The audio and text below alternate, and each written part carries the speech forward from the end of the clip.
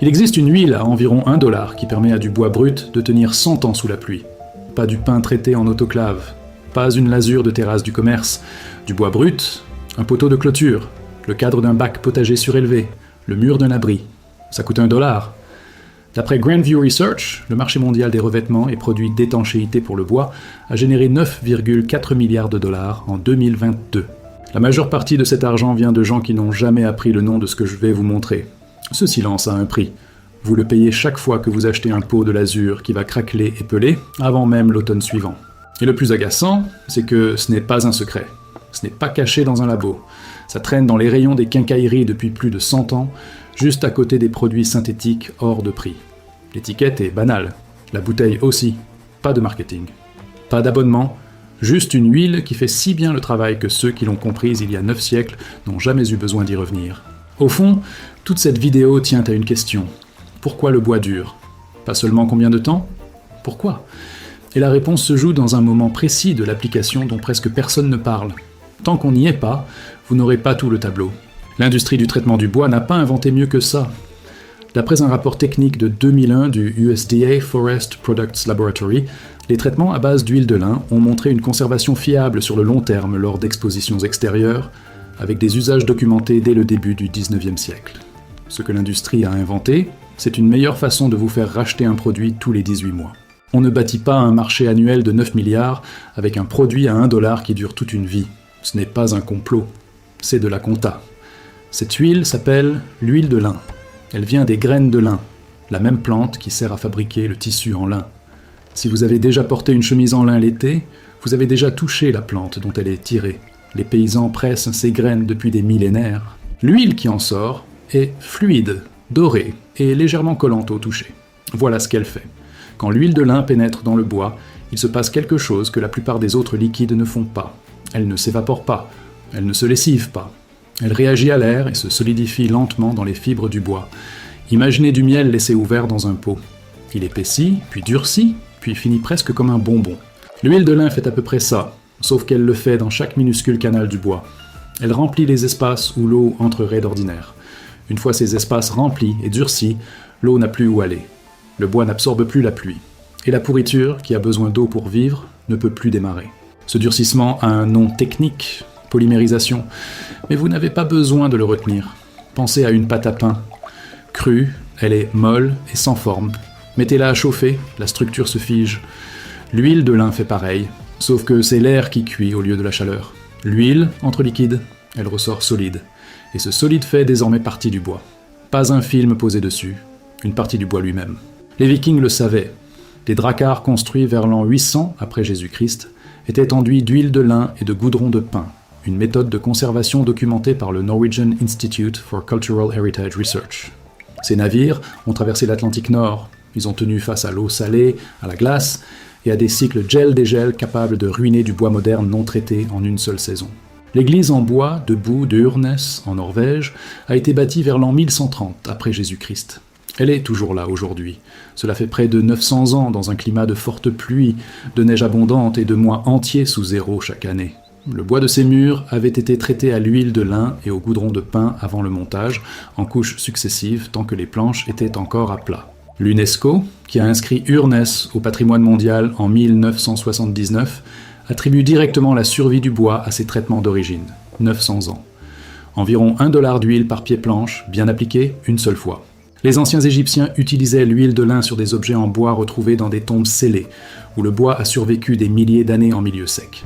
L'écrivain romain Pline l'Ancien décrit l'usage de l'huile de lin pour durcir et protéger le bois dans son histoire naturelle vers 77 après Jésus-Christ, soit près de 2000 ans d'usage documenté dans une seule source. Au Moyen-Âge, les artisans européens l'appliquaient sur les roues de chariots, les portes de cathédrales, les manches d'outils et les charpentes de maisons faites pour durer des générations.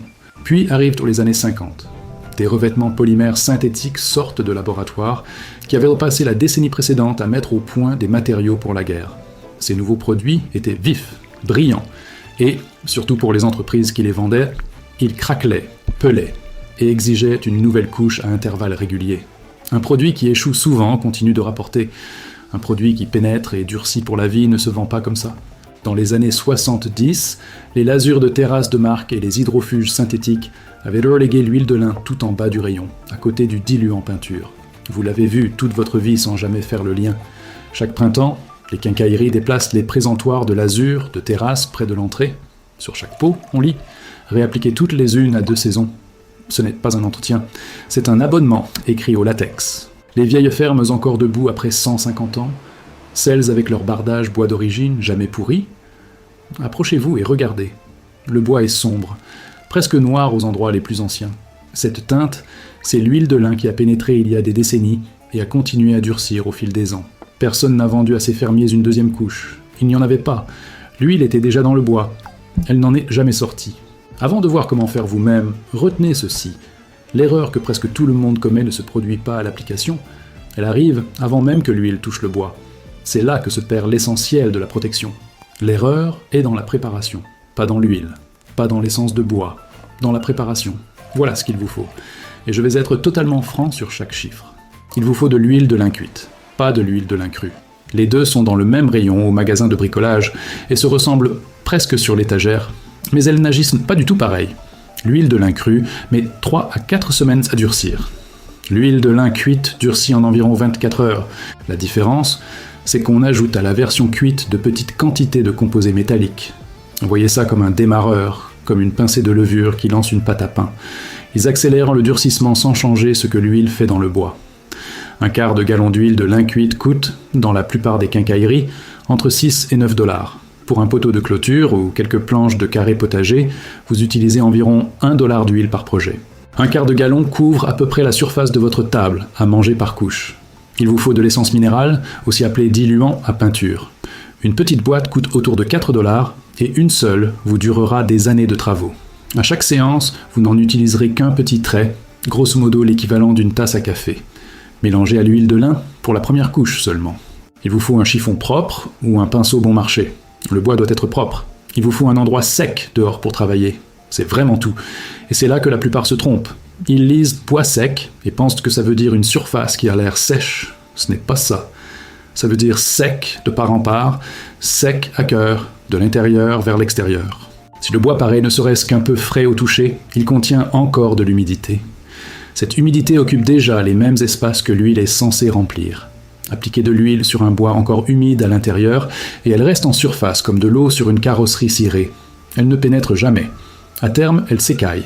Tout le travail est perdu. C'est l'étape où beaucoup perdent, la moitié du bénéfice avant même d'avoir ouvert la bouteille. Un bois sec a soif. Il aspire l'huile dès que vous l'appliquez. Sur un bois bien sec, vous pouvez la voir disparaître dans la surface en quelques secondes. La différence de profondeur de pénétration entre un bois sec et un bois encore chargé d'humidité, c'est comme la différence entre presser une éponge sèche contre de l'eau et presser une éponge déjà mouillée. L'éponge sèche boit tout de suite. La mouillée ne fait rien. Si vous travaillez avec du bois neuf acheté en magasin, rentrez-le et laissez-le une semaine entière dans une pièce sèche avant de le traiter. Si vous traitez du vieux bois resté dehors, mettez-le à l'abri au moins 4 à 5 jours.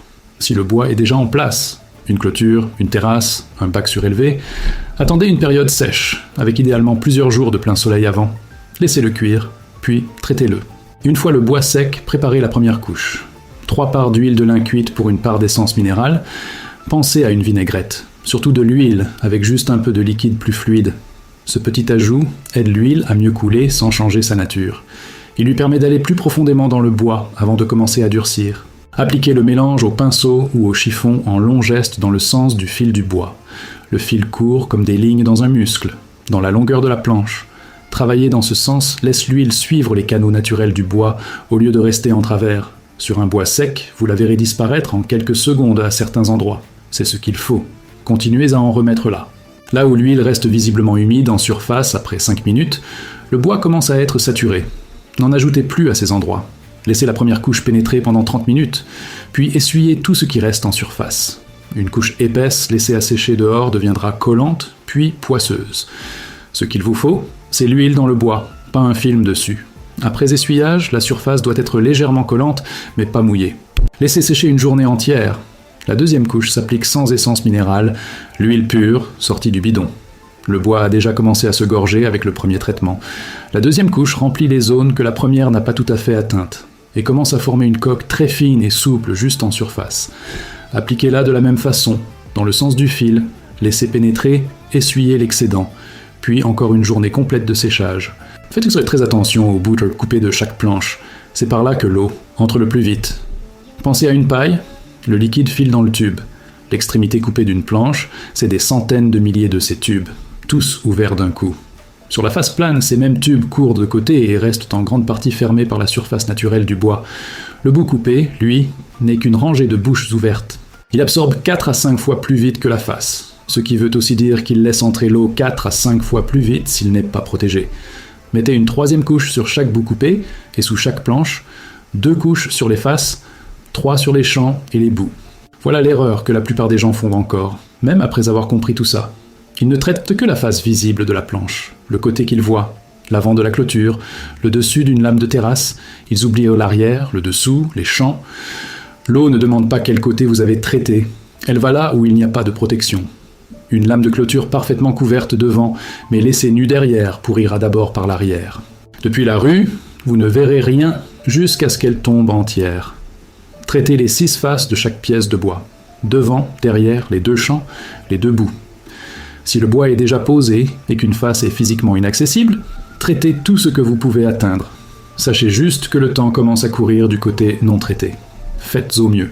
L'huile finit sa prise, elle durcit à cœur complètement, environ 2 à 3 semaines après la dernière couche. Pendant ce délai, le bois peut être mouillé et ça tiendra. Mais il n'a pas encore sa résistance maximale. Si vous construisez du neuf, traitez le bois avant l'assemblage. C'est bien plus simple de couvrir les 6 faces d'une planche posée à plat sur des tréteaux que de ramper entre vis et assemblage pour essayer d'atteindre la face cachée derrière. Une consigne de sécurité. Et elle n'est pas négociable. Les chiffons imbibés d'huile de lin peuvent s'enflammer tout seuls, sans la moindre étincelle. La même réaction de durcissement qui rend cette huile efficace produit de la chaleur en se faisant dans le bois. Un chiffon gras laissé en boule enferme cette chaleur dans un petit volume. Il peut monter assez haut pour prendre feu. Les rapports sur des incendies inexpliqués d'ateliers et de garages le montrent régulièrement. Quand vous avez fini, étalez complètement les chiffons utilisés dehors sur une surface en béton jusqu'à séchage complet, ou mettez-les dans un seau métallique rempli d'eau avant de les jeter. À plat ou immergé, jamais en boule, jamais dans une poubelle à l'intérieur. Cette étape prend 30 secondes. Faites-la. Une fois que vous avez compris comment ça marche sur une seule planche, vous commencez à voir l'ampleur de ce que vous pouvez protéger pour presque rien. Un poteau de clôture traité à l'huile de lin, avant d'être mis en terre, durera plus longtemps que le plot en béton autour. Le béton se fissure au fil des décennies. Le poteau à l'intérieur, c'est lui qui pourrit d'ordinaire en premier et fait pencher toute la clôture. Un poteau traité ne pourrit pas. La clôture tient encore quand l'appui s'est émietté. Traiter une rangée complète de 30 poteaux revient à environ 3 $ d'huile. 3 $, un après-midi. Une structure encore solide quand vos enfants auront votre âge. Un bac potager surélevé, construit en bois traité à l'huile de lin, durera 40 à 50 ans, au contact direct d'une terre humide. Le même bac en pin non traité pourrit en général au bout de 4 à 7 ans. L'écart de coût entre traité et ne pas traité tourne autour de 2 $ et d'1 heure de votre temps. L'écart de durée de vie, lui, approche 4 décennies. Une terrasse entière, le genre de projet qui coûte à un propriétaire 3 à 5 000 $ à arracher puis refaire, peut s'entretenir avec environ 25 $ d'huile tous les 10 ans. Un léger ponçage si la surface a grisé, une couche fraîche au pinceau en un après-midi, pas d'entrepreneur, pas de permis. Aucune perturbation dans votre vie. Le bois ne lâche pas, il boit juste un peu d'huile chaque décennie et continue. Poussez ce raisonnement jusqu'à une dépendance. Une grange, tout un bardage bois extérieur sur une maison. Le principe ne change pas. L'huile pénètre, durcit, protège. Le travail grandit avec la taille du projet.